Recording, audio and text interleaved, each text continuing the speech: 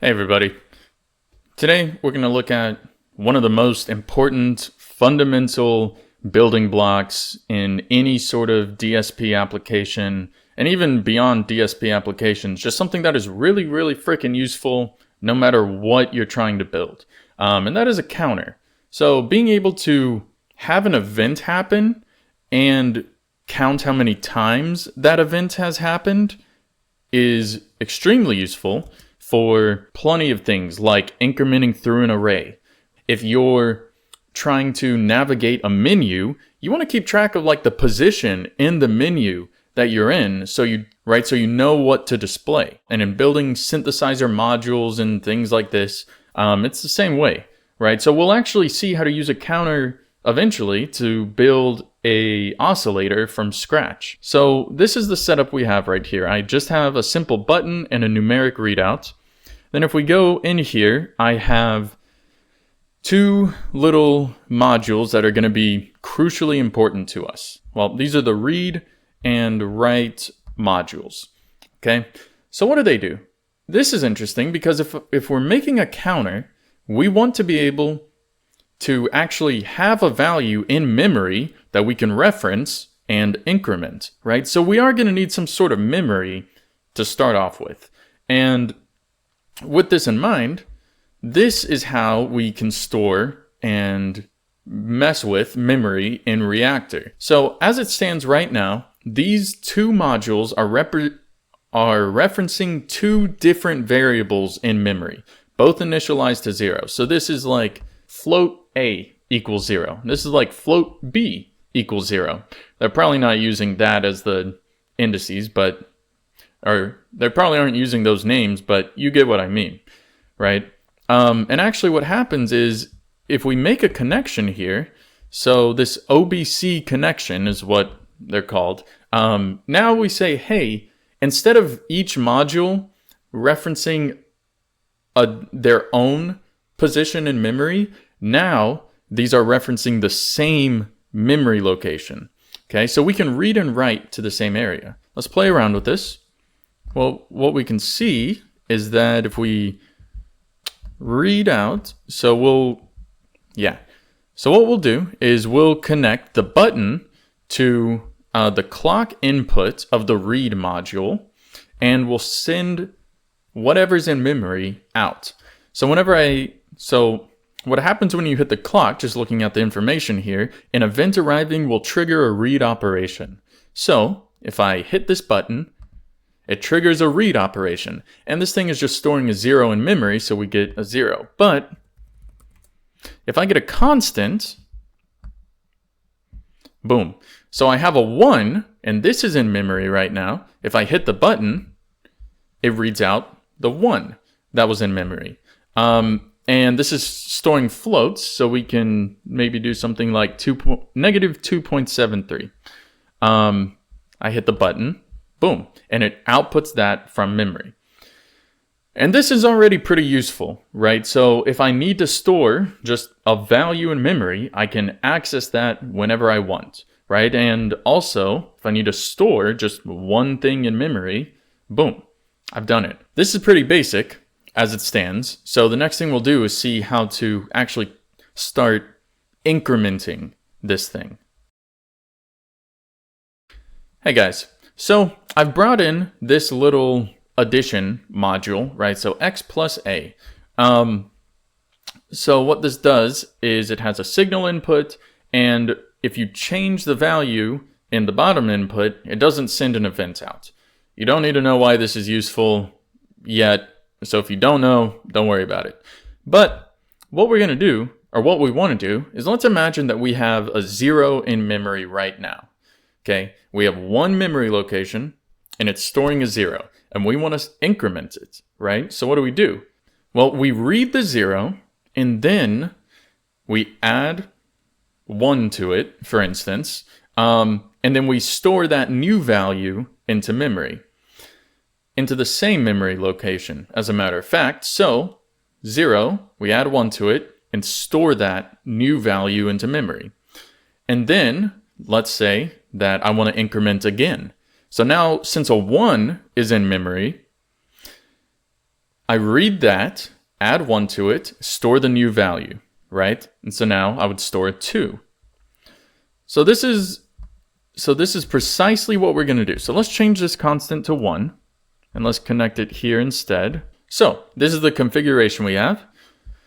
So let's see what happens, right? Whenever we hit read, we add 1 to it and store the new value into memory. Cool. So let's see what happens here. So we have a 0, and we can read this from the numeric display. I hit the button, and it increments. I hit it again, boom, boom, right? Keep hitting the button, and you can do this as many times as you want, and that's pretty cool. So let's say that I only want to increment through the values 0, 1, 2, 3, right? Well, we know this sort of logic from regular programming languages, right? We might set up a for loop, and it says something along the lines of like int I equals 0, right? You initialize some variable to 0, and then you have a condition that says, hey, do this next part while this condition is true, and then you have, well, the next part. So this logic is the same thing that we want to implement here. Literally, we want to implement a for loop. So what we can do is make a little setup like this. So we have a comparison sign and a router. So what does this do? Well, the router says, hey, if this comparison is true, send whatever's into the input to the top output. Otherwise, send it to the bottom. What we can do as our input is actually just the value we get from memory, the same thing, right? And if it's true, we'll add 1 to it and we'll store it into memory, right? So let's see what happens whenever we get the output from this. Theoretically, we'll get all the values from 0, 1, 2, 3, but since we want values less than 4, it shouldn't give us a 4. So let's see what happens. 0, 1, 2, 3, and we click it again and we get 4. So why does this happen? Well, let's think here, right? If we have a 3 in memory, okay? Let's say I've got a 3 in memory right now and I click the read operation, right? From this, so it's going to go to this comparison, and this comparison says, hey, is 3 less than 4? It's going to say yes. So it's going to route this 3 out here, add 1 to it, and store 3 plus 1 into memory, which is 4. And so we get a 4 as the output, right? So instead of doing this, we can just come straight out of this part here before we add 1 to it, right? And from this, let's see what we get. So 0, 1, 2, 3, and click it again, and it doesn't do anything. So this thing will give us all the values less than some specified value here. So for instance, if I want to access an array, right, I can just put the size of the array here, right, in my lower comparison block, and then start incrementing up through and know that I'm never going to go out of bounds with my indexing, right? Because arrays in Reaktor and in every programming language worth their weight, indices start at 0. So this is pretty cool, what we have so far. But let's say that I want to have a counter that has this modular capability, and I mean like the integer modular, not, you know what I mean. I want it to wrap around. So why could this be useful? Let's say that I have like a granular instrument and I want to keep populating or storing values into an audio buffer. So this sort of way of continuously storing values is going to happen if we have the ability to wrap around. Right, so what we want to do is say, hey, when this thing returns false, right, so when we're at 3 and it doesn't increment anymore, output a 0. That's literally it, right? So when I'm at 3, so when I'm outputting a 3 here, output a 0 instead. Right, okay, so first, let's see what happens, right? So if I click this a few times, I should get a 4 at the output, right? Boom, and that's exactly what happens. So when I get a 4, I want to turn that to a 0. How do you do that? Plenty of ways, but we can just multiply by 0, right? And so this thing will give us an event output when that happens. So all I need to do is combine this with literally merge the two signals together. So this is all we do. This top channel will spit out the value 0, 1, 2, 3, and then 4 will get sent down here. We'll multiply it by 0 and send that out instead, right? So we can come out of this and send this back into the loop we have, and let's see what happens. So we have 0, 2, 3, and 0, 1, 2, 3, 0. So this is pretty useful, right? We have a way of wrapping back around to 0 whenever we get to too high of a value. The next thing we want to do is actually look at turning this thing into something that can drive an oscillator. So this is going to be interesting. You might have to bear with me to see the final result to fully understand what's going on, because right now this is not going to make a lot of sense. But what we're going to do is actually use this counter to keep track of time for us, okay? So how are we going to do that? Well, we have this sample rate, right? And the sample rate is in hertz, okay? And my sample rate is set at 48,000, okay? So what does that mean? Well, that means that every second, the system clock increments 48,000 times, right? So that's like the time scale that we need, okay?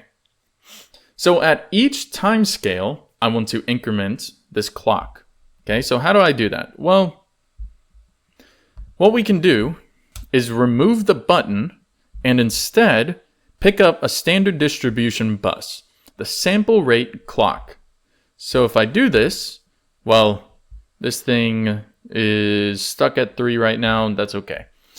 But right now this is saying, hey, at each sample rate tick, increment this counter, right? And we'll make this maximum value the sample rate dot R, which stands for rate. Or it might stand for rate, I don't know, that's what I always call it. But, so this thing increments from 0 to 48, or to your sample rate minus 1, right? So in total, you get sample rate number of integers. We'll take this, and in order to view it better and to make this, I don't know, easier for the next thing we do, we can go ahead and divide out by the sample rate and come out of here and see what happens. Yeah, so if I get a debug scope, which these things are really freaking useful, right? And I look here, we can see that we get this sort of ramp signal from 0 to 1. And that should make sense, right? I'm incrementing from 0 to 1, and this thing right now is happening at 1 hertz. So if I change this frequency, let's see if I can get it right. So if I change this frequency to as close to 1 as I can get, right, you can see this thing is giving me a 1 hertz ramp. Cool? So this is interesting because I don't actually have to increment by 1 every time. Let's see what happens if if I change how fast I get from like my minimum value to my maximum value, I literally change the frequency, right? So if I double this by putting a 2, well, we can see now this thing is happening. Let's change this to milliseconds, right? This thing is incrementing twice per second, aka it's oscillating at 2 hertz. Okay, so for instance, if we change the frequency 5.479, right? And we increment this at 5.479, we see this thing is locked in, dude. Like literally, this is the frequency of this ramp. And again, bear with me real quick. So if I multiply 0 to 1 by 2 pi, right? So I can simply use this sine approximation and get a sine wave. this is pretty cool, for one, right? We basically made a sine wave generator from scratch, okay? Let's make one more wave before we end the video here. So let's say I want to make a square wave, right? How would I do that? Well, I can say, so remember this sort of input signal that we get, right? It's this 0 to 1 ramp, okay? Maybe I can say, hey, while my signal is less than like 0.5, output a 1, and while my signal is greater than 0.5, output a -1, right? So let's go ahead and try and implement that. And the way that we can do this, and the way that might be intuitive to do this with, is by using this logic section. They have a GT. So this thing will output a 1 if the input is greater than the value at the lower input and otherwise outputs 0. So if I take my output and I say, hey, well, this is greater than 0.5, and I know I'm doing this in the opposite way that I just said it, but it's a square wave, it doesn't matter. Let's output this, and you can see we get this nice 50% duty cycle, right? And this is great, but this isn't going to make an oscillator for us if we want to listen to it, because we need the audio output to have an amplitude of 2 and to be centered at 0. This thing has an amplitude of 1 and it's centered at 0.5. So we can get this XA plus B. This thing is pretty convenient. So it can take this, multiply it by this bottom parameter. So remember, our amplitude is 1, we want an amplitude of 2. So we'll double the amplitude, and then we'll need to center it around 0. So we'll subtract 1 from it and come out of the output, and boom. So you see, we get a square wave that goes between -1 and 1. And of course, changing this will give us more or less of a duty cycle. So if I do 0.125, for instance, right? I did 235. How interesting. But we get more, or we get a higher duty cycle here. And of course, flipping around these inputs, we'll get, so 0.125. We actually get a duty cycle of 0.125. You can already see, like if you want to build an oscillator, this is freaking useful. So we made a sine wave, and we made a pulse wave with variable pulse width, right? And they both had a peak-to-peak amplitude of 2, right? Which is what we want. So I challenge you now, make a saw wave and then a triangle wave. Probably in that order. I think that would be easier. Right. Let me know what you come up with. Make sure that they go between -1 to 1. Show me what you can do. You know what I mean? But that's it for me, guys. Take it easy. Guys, I lied. This was not it. If you made it this far, thank you. I have a little bit more time on my hands now, so I want to play more of an important part in the community. So I'm formally inviting you to my Discord channel, where we can talk about DSP and other fun audio things. Yeah, so if you want to join that, I'll send a link down, or I'll put a link down in the description. But anyways, take it easy, guys.